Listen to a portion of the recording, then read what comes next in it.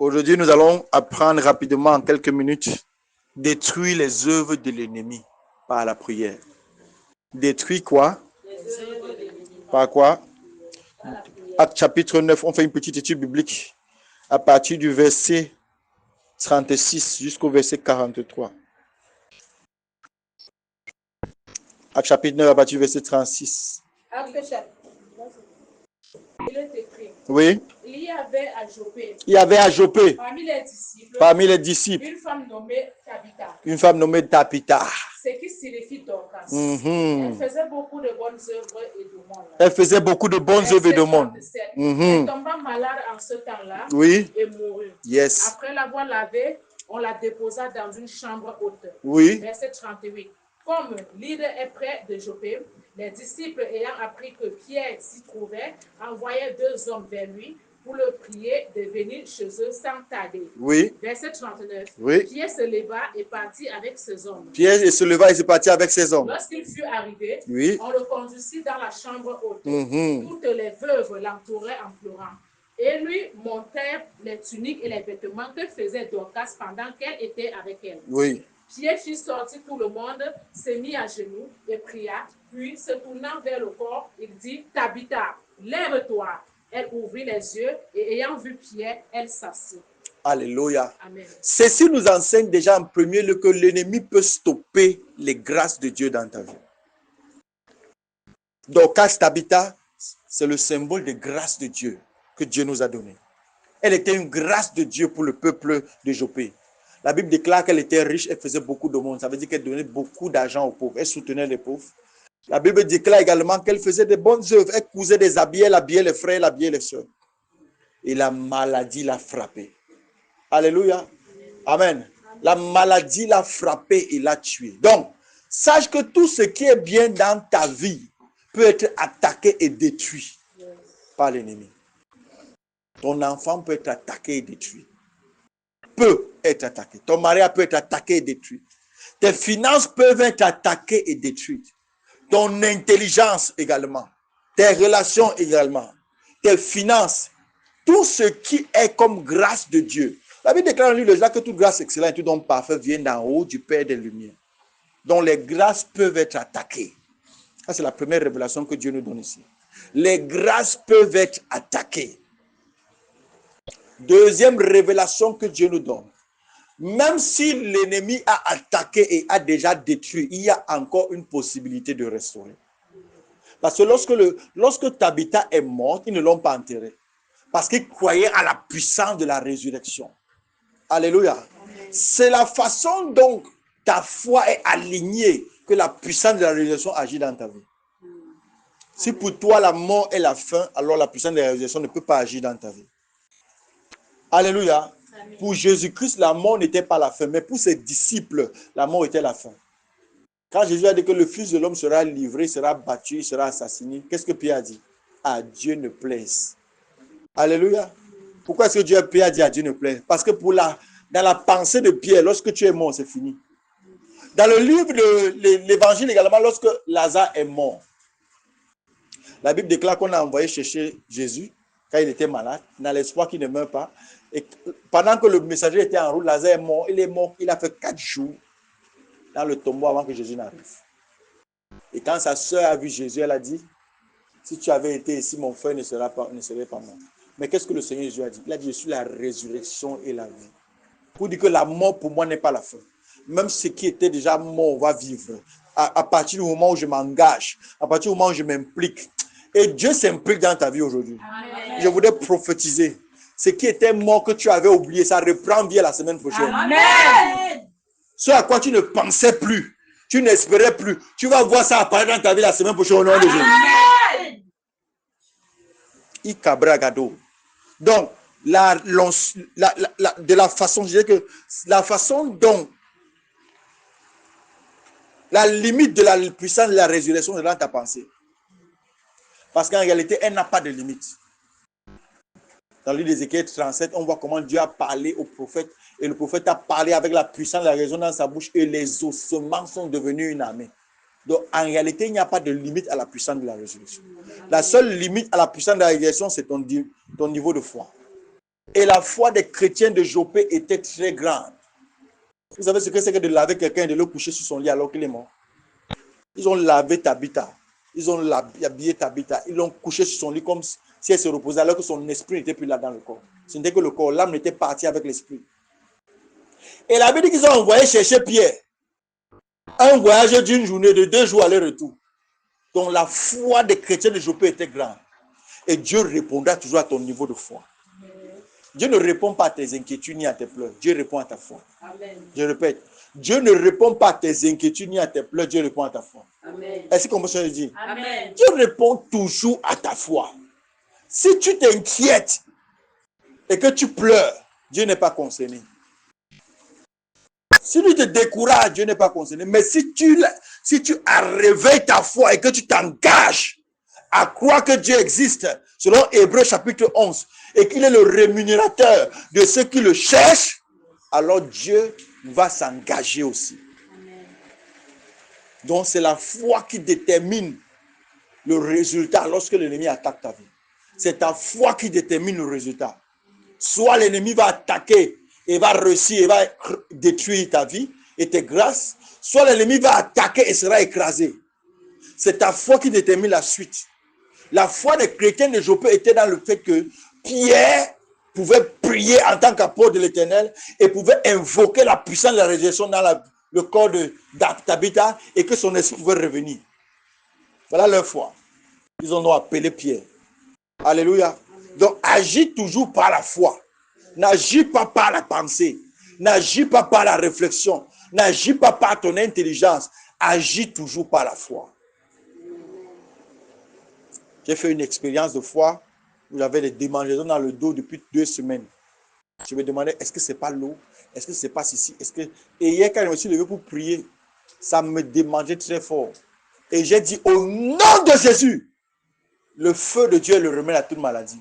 C'était la fin des démangeaisons. Depuis le moment où j'ai prié avec la foi, et ça faisait les bosses dans le corps. Donc, normalement, il fallait aller construire un dermatologue. Et c'était il allait me dire qu'il y a une bactérie. Peut-être que je l'avais avec une eau qui était souillée. Peut-être. Il allait forcément me donner une ordonnance. Mais ma foi est la suivante. Ma foi dit que même si mon corps est affecté par une maladie ou une attaque qui a tiré à la santé, la puissance de la résurrection peut restaurer mon système sans intervention humaine. C'est en fonction de ta foi que Dieu agit. Quand j'ai dit au nom de Jésus, c'était la fin. J'ai senti comme une chaleur à l'intérieur de mon dos et depuis, je n'ai plus de démangeaisons. Toute la journée, je n'ai plus de démangeaisons. Alléluia. Amen. Par contre, quelqu'un d'autre va dire qu'il va commencer à penser au dermatologue. Et si tu commences à penser au dermatologue, oublie. La puissance de Dieu ne peut plus rien faire pour toi. Pensez au dermatologue, pensez à la facture, allez consulter. À partir du moment où tu vas consulter, ça veut dire que ta foi n'est pas capable de générer la puissance de la guérison. Du coup, tu vas dépendre des médicaments. Et si tu as assez de... Si Dieu est avec toi, tu vas guérir. Si Dieu n'est pas avec toi, tu vas dépenser. Alléluia. Amen. Donc, c'est pour ça que on fait l'emphase sur la réaction des chrétiens de Jopé. Pour eux, la mort n'était pas la fin. Pour eux, il y avait une puissance qui pouvait dominer la mort. Je commande au nom de Jésus que mon Dieu transfère une foi dans ta vie qui va dominer la mort au nom de Jésus. Amen. Que l'esprit de foi te saisisse. De telle sorte que lorsque la mort apparaît, elle disparaît au même moment sans dommage dans ta vie. Amen. Alléluia. Donc les chrétiens ont envoyé Pierre. Et la Bible déclare que lorsque Pierre est venu, qu'est-ce que les femmes ont fait? Les veuves l'ont encerclé. Pour prouver à Pierre que le combat était nécessaire. Parce que Pierre pouvait arriver et dire que mais c'est une maman, laissez-la se reposer. Non, les veuves l'ont encerclé. Alléluia. Amen. Pour dire que ne ferme jamais la bouche devant ton opportunité. Amen. Chaque fois que tu as l'opportunité de te placer devant Dieu, ouvre la bouche et parle-lui. Montre-lui les raisons pour lesquelles il doit te bénir. Si tu me bénis, Seigneur, et que tu me rends riche, je construirai ta maison. Donne-lui des raisons pour provoquer Dieu à agir dans ta vie. Donne-lui les raisons pour lesquelles il doit te bénir. Donne-lui les raisons pour lesquelles il va t'intervenir. Les veuves ont donné une raison à Pierre. Elles ont dit, Pierre, regarde comment elle prend soin de nous, entre nous. Comme elle n'est plus là maintenant, si tu la laisses mourir, si tu la laisses partir à son créateur maintenant, on aura faim parce qu'elle nourrissait les veuves. On dit que veux, c'est ce que la Bible dit. Montrer les habits, regarde les habits qu'elle a cousus. Mon mari n'est plus mort, elle est morte depuis 10 ans. C'est elle qui prend soin de mes enfants. Regarde les habits qu'elle a cousus. Regarde le sac de la rentrée scolaire qu'elle avait acheté l'année passée. Cette année, si elle n'est plus morte, sa famille va empêcher qu'on mange encore. Sa famille va prendre ses biens. Pierre, réveille-la. Qu'est-ce que ça nous enseigne? Ça nous enseigne que donne toujours une raison à ton Dieu, comme Ézéchias, de te visiter, de se tourner vers toi. Quand tu pries, attache les vœux à tes prières. Amen. Pour que tes prières soient efficaces et soient exaucées. Seigneur, si tu me donnes un mari, toi-même tu sais que je vais te servir, mes enfants vont te servir. Toute ma maison et la maison de mon mari va entrer à l'église. Et on va faire le nombre à l'église pour te servir. Donne-lui les raisons pour lesquelles il doit te donner les bénédictions. Et ne cesse pas de lui donner des raisons. Elle dit que Pierre, regarde ce qu'elle fait pour nous. Ne la laisse pas mourir. Ézéchiel dit que Seigneur, tu sais que je suis un louangeur. J'ai créé la musique dans ton temple. Si je meurs, qui va encore chanter? Et ça a touché le cœur de Dieu. Quand ils ont montré ce que la mère faisait pour elle, quand les veuves pleuraient, disaient que regarde, tu la laisses mourir, on va mourir de faim. Ça a touché le cœur de Pierre. Donc touche le cœur de Dieu en lui donnant toujours les raisons pour lesquelles il doit te bénir. Si tu me donnes un enfant, il va te servir. Il sera dans ta maison, même s'il est sous-préfet, même s'il est Dieu. Je vais l'élever de telle façon que, quel que soit ce qui sera dans la société, il va toujours bénir ta maison. Voilà les raisons pour lesquelles tu peux avoir les enfants. Donne les raisons à Dieu pour lesquelles tu dois te marier. Donne les raisons à Dieu pour lesquelles tu dois t'élever. Donne les raisons à Dieu pour lesquelles tu dois travailler. Ne sois pas comme les gens qui attendent seulement le miracle. Et dès ils font comme les 9 autres aveugles que Jésus avait guéris, ils sont partis, ils ont oublié. Un seul sur 10 s'est retourné. Ça veut dire que beaucoup de personnes ne sont pas reconnaissantes. Beaucoup de personnes ne sont pas capables de donner à Dieu quand Dieu les a donnés. Mais toi, fais la différence. Vous voyez l'histoire des 10 aveugles qui sont venus voir Jésus. Non, les 10 lépreux, c'est lépreux. Les lépreux qui sont venus voir Jésus. Et quand ils venaient dire que Seigneur, il dit, qu'est-ce que vous voulez que je fasse pour vous? Il dit, Seigneur, rends-nous purs. Il dit qu'allez, vous êtes purs. Quand ils se sont tournés pour partir, ils se sont rendus compte que la lèpre est partie. Chacun a couru vers ses occupations. Mais il y a un qui a dit non, je ne peux pas faire ça. Il faut que je rentre et donner gloire à Dieu. Amen. Et il est revenu, il s'est mis à genoux. Et Jésus a dit que les 9 autres où ils sont, pour démontrer le cœur des hommes, pour démontrer que le cœur des hommes est toujours prêt à recevoir et non à donner. Que ce ne soit pas le cas pour toi. Amen. Programme ton cœur pour donner. Amen. C'est pour ça que Dieu va toujours trouver un intérêt à te bénir. Même avant de recevoir la bénédiction, programme déjà ta vie. Ouvre ta bouche et dis Seigneur, la raison pour laquelle je dois me rendre millionnaire, c'est que dans ta maison, il n'y a pas assez de chaises. Amen. Ta maison n'est pas bien construite. La maison est petite, il y a seulement 500 places. Et quand le pasteur prêche, il y a 2000 personnes. Ils sont sous le soleil. La raison pour laquelle tu dois me rendre millionnaire, c'est que Seigneur, je vais me lever moi seul. Je vais lever toute une maison de 10 000 places où ton peuple va te servir à l'aise. Je veux mettre les ventilateurs, les climatiseurs. L'homme de Dieu, les hommes de Dieu seront à l'aise. Ils n'auront pas besoin de chercher à manger. Ils auront toujours à manger à leur maison quand ils vont prêcher. Seigneur, bénis-moi. Voilà les raisons. Attache ça dans tes prières. Quand tu pries, donne les raisons à Dieu pour lesquelles il doit changer ton histoire. De la même façon que ces femmes ont donné les raisons à Pierre d'élever cette femme. Alléluia. Et vous voyez ce que ça a produit. Quand Pierre a vu les bonnes œuvres qu'il faisait, il a dit non, la maman, si elle peut mourir. Si elle meurt, d'autres personnes vont mourir avec elle. Et il est allé dans la prière. C'est là où il dit que dans la prière, donc quand tu vas dans la prière, donc ouais, la prière vient en dernier lieu. On a d'abord parlé de la foi. Donc si tu pries ça à la foi, c'est comme si tu fais du bruit. Après avoir parlé de la foi, on a parlé des raisons pour lesquelles Dieu doit te visiter. On a dit que c'est là où ta foi s'arrête que Dieu s'arrête. Donc avant de vous prier, il faut d'abord que tu te rassures que ta foi est établie. Il faut que ceux qui s'approchent de Dieu croient qu'il existe et qu'il est le rémunérateur de ceux qui le cherchent. Donc même avant d'entrer dans la prière, tu dois savoir que Dieu est capable de transformer cette situation. Oui, oui. Il faut que ceux qui s'approchent de Dieu croient qu'il existe et qu'il est le rémunérateur de ceux qui le cherchent. Il faut que ceux qui s'approchent de Dieu croient qu'il existe et qu'il est le rémunérateur de ceux qui le cherchent. Donc la foi vient avant que tu n'ouvres la bouche. Et aussi le secret qu'on a partagé ce soir pour provoquer, pour stopper, détruire les œuvres du diable, donne les raisons à Dieu pour lesquelles il doit intervenir dans ta vie. Donne-lui des raisons. Donne-lui des raisons valables. C'est pour ça qu'il a dit à son peuple que venez et plaidons. Même si vos péchés sont noirs comme le charbon, je les rendrai aussi blancs que la neige. Venez et plaidons. Asseyons-nous et discutons. Donne-moi les raisons pour lesquelles tu veux ce miracle. Donne-moi les raisons pour lesquelles tu veux cette promotion. Donne-moi les raisons pour lesquelles tu veux briser la stagnation. Pourquoi dois-je te donner la richesse en abondance? Pourquoi dois-je te donner un mari riche? Pourquoi dois-je te donner une femme qui va te bénir? Pourquoi? Parce que Seigneur, voilà les raisons. Et quand tu as tout ça là, et la foi, et les actions, et les motivations, pardon, et la foi et tes intentions, tu joins les deux, tu pars dans la prière. Et tu commences à créer ton miracle. Alléluia. C'est pour ça que Tabitha s'est levée. Parce que Pierre s'est venu, il est venu sous invitation de gens qui avaient la foi. Il a trouvé un terrain fertile. Alléluia. Est-ce que vous savez que là où il n'y a pas la foi, Dieu ne fait rien?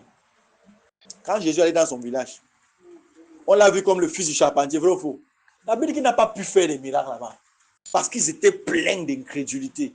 Il a touché quelques malades, il est parti. Son onction n'a pas pu agir, malgré toute la puissance de Dieu est résident en lui. Il n'a pas pu. Pas qu'il n'a pas voulu. Il n'a pas pu. Là où l'atmosphère est pleine de doutes, Dieu ne peut rien faire. Pas que Dieu est incapable de faire, mais dans ta vie, Dieu a besoin de ta foi pour agir. Vous connaissez la personne qui a dit que Jésus, il dit que veux-tu que je fasse pour toi? Que je recouvre la vue. Recouvre la vue. L'autre a dit que Seigneur, pitié de moi. Crois-tu que je peux faire cela? Oui, je crois, Seigneur. Crois-tu que je peux faire cela? Oui. Ta foi invite le partenariat de Dieu. Ton incrédulité empêche Dieu d'entrer. C'est pour ça qu'il faut. Le langage est très important dans la foi. Amen. Ton langage oriente ta foi.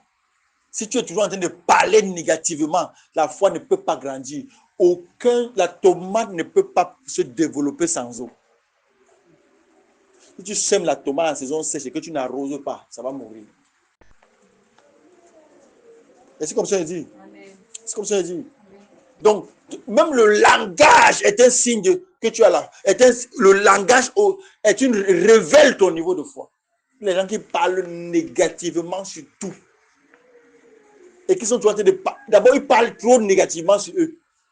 Comme moi, je suis toujours un dernier là. Ma part soit toujours un genre. Ça, c'est des paroles qui condamnent la vie d'un homme.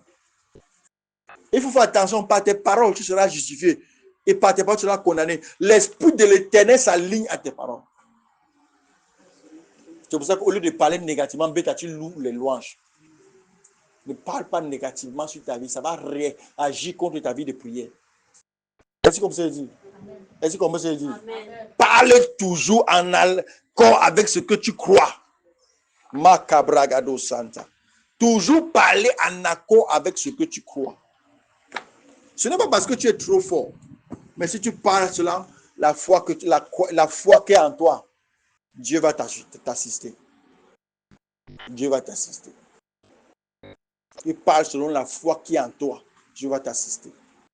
Le papa au moment où avait suspendu un homme de Dieu qui disait qu'il est pasteur parce qu'il avait fait une faute. Le pasteur lui a dit en pleine assemblée que je vais t'envoyer au moins 10 bandits armés. On va te taper correctement. En pleine assemblée, moi, je vais t'envoyer. Je vais te montrer que je connais les gens. Au moins 10, on va te chicoter. Tu vas me supplier pour la vie. Le papa m'a dit que s'il vous plaît, venez vite avant que je ne dorme. Il parlait en accord avec la foi qu'il a. Et les gars sont venus. La barrière a commencé à grandir. Et l'heure tout a commencé à sonner comme la cloche de l'église. 10 personnes. La barrière a commencé à grandir, descendre, grandir. Quand ils s'approchent, la barrière commence à grandir, descendre. Pendant que la barrière grandit, leur stèle a commencé à faire mal. Ils ont commencé à crier de « Oh, le Père, Abel, on ne va pas mourir ». La tête faisait atrocement mal. Et le pasteur était parmi. Le pasteur, entre guillemets, le bandit était parmi. Ils sont allés courir chez un ancien d'église. Pas loin de la maison. Ça roulait à terre que pardon, on va mourir. Notre tête fait mal. La cloche on ne fait que voir la barrière du monsieur là qui grandit, qui descend. On ne voyait pas ça. Voilà ça qui grandit, ça va au ciel. Ça descend, ça descend. Ils sont devenus fous. C'est l'ancien qui a appelé le père là pour dire que le père pardon. C'est quand même 10 jeunes hommes. Ils ont les enfants. Ils ne les laissent pas mourir. Parce qu'ils étaient en train de devenir fous. La même nuit là. C'est le père là qui s'est agenouillé que s'il te plaît. Pardon, tu es un homme de Dieu. C'est 10 garçons. Ces 10 garçons, avec les armes, ils se sont mis à genoux comme le Père, tout ce que tu veux faire pour nous, on va faire. On va donner nos vies à Jésus, pardon. Aie pitié de nous. On s'était seulement trompé. On ne venait pas pour te voler. Le Père a encore prié là, une simple prière. Les mots de Jésus sont arrêtés, ils se sont levés. Prendre la route pour fuir directement. Vous dites que je vous vois à l'église, hein. Vous n'êtes pas à l'église, ça va recommencer. Ils sont venus à l'église donner leur vie à Jésus parfois, eux-mêmes. Parce que le Père a la foi que Jésus-Christ siège autour de sa maison. C'est ta foi qui détermine le résultat. Si tu as la foi, Dieu est engagé. Alléluia. Amen. Donc, ce n'est pas seulement que tu vas aller prier. Il faut d'abord avoir ce bagage-là.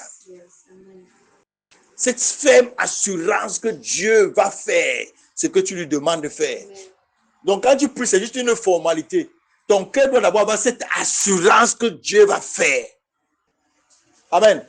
Et si tu es là, c'est ce que tu vas voir, tu vas dire que ça va même se passer. C'est là où l'incrédulité entre en jeu. Et quand l'incrédulité entre en jeu, Dieu ne peut plus entrer dans ta vie. Souvenez-vous que Jésus n'a pas pu faire les miracles dans son village. Il voulait bien guérir les malades. Il voulait aussi les morts. Mais leur incrédulité, ça va même donner.